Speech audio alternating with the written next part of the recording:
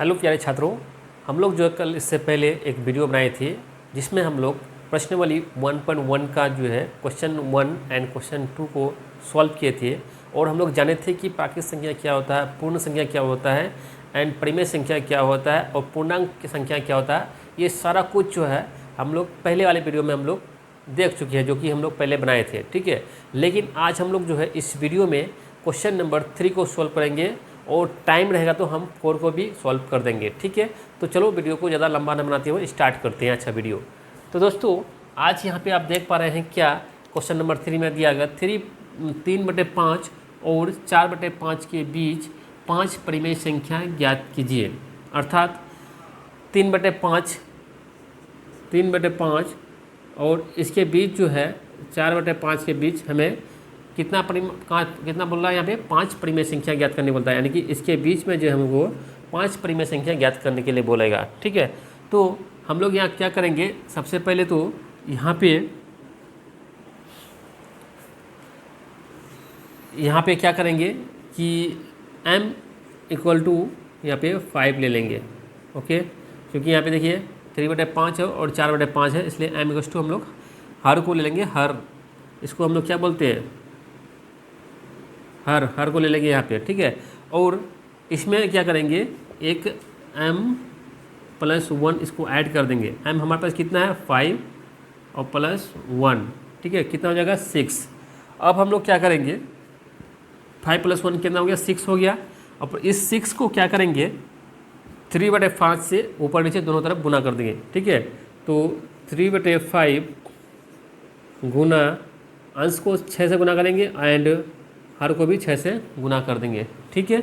अब इसको लिखेंगे, कितना होगा 6 × 18 और नीचे में हो जाएगा 5 × 6 = 30, ओके। एंड सेकेंड है जहाँ पे 4/5 क्या हो गया यहाँ पे 4/5, इसको भी जो क्या करेंगे 6/6 से ऊपर गुना करेंगे, 6 से नीचे भी गुना करेंगे और इसको लिख देंगे। तो 6 × 4 = 24 एंड 6 × 5 = 30। अब देखिए दोस्तों यहाँ पे क्या हो गया 30 नीचे भी है और यहाँ पे 30 है, तो हम इस दोनों के बीच हम परिमेय संख्या निकाल सकते हैं। कैसे, तो देखिए यहाँ पे अगर हम लोग चाहेंगे तो 18/30 है, 18/30 है, इसके बीच में हम लोग लिख सकते हैं क्या 19/30, 20/30 एंड 21/30, 22/30, 23/30 एंड 24/30। कितना परिमेय संख्या बोला है दोस्तों यहाँ पे हम लोग को निकालने के लिए, कितना बोला है 5 परिमेय संख्या। तो ये तो पहला हम लोग को दिया हुआ है, ये वाला चीज़ है, लेकिन इसकी है और इसके बीच में 5 परिमेय संख्या है। देखो तो यहाँ पे एक परिमेय संख्या हो गया, दूसरा परिमेय संख्या हो गया, तीसरा परिमेय संख्या हो गया, चौथा हो गया और ये 5वां हो गया, ठीक है। तो ये क्या हो गया दोस्तों, ये जो है इसके और इसके बीच में हुआ परिमेय संख्या, ठीक है। तो यही क्वेश्चन बोलता है कि 3/5 और 4/5 के बीच 5 परिमेय संख्या ज्ञात कीजिए। इस प्रकार से हम लोग यहाँ पे क्या किए हैं 5 परिमेय संख्या यहाँ पे हम लोग फाइंड कर चुके हैं।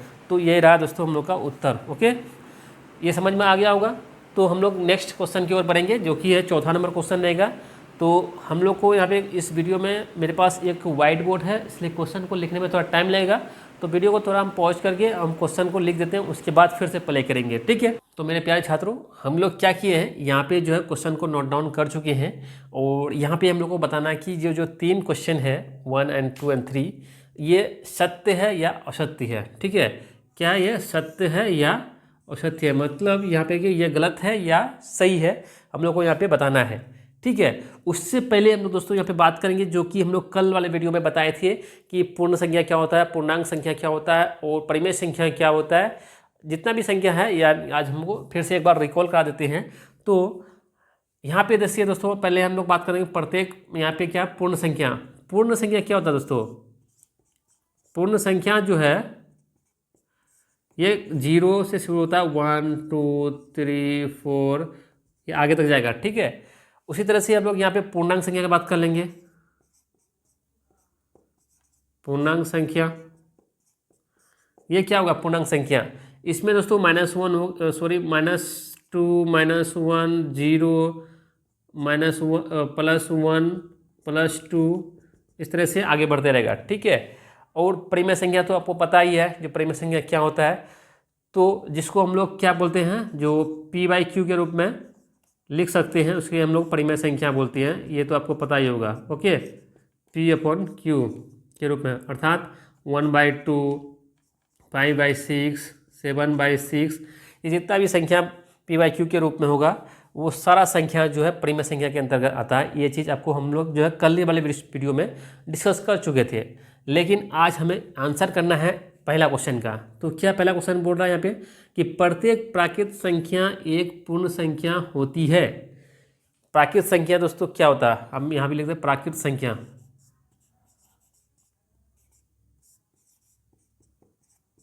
प्राकृत संख्या क्या होता है, जो 1 से शुरू होता है, 2 3 4 5 6 इस तरह से बढ़ेगा।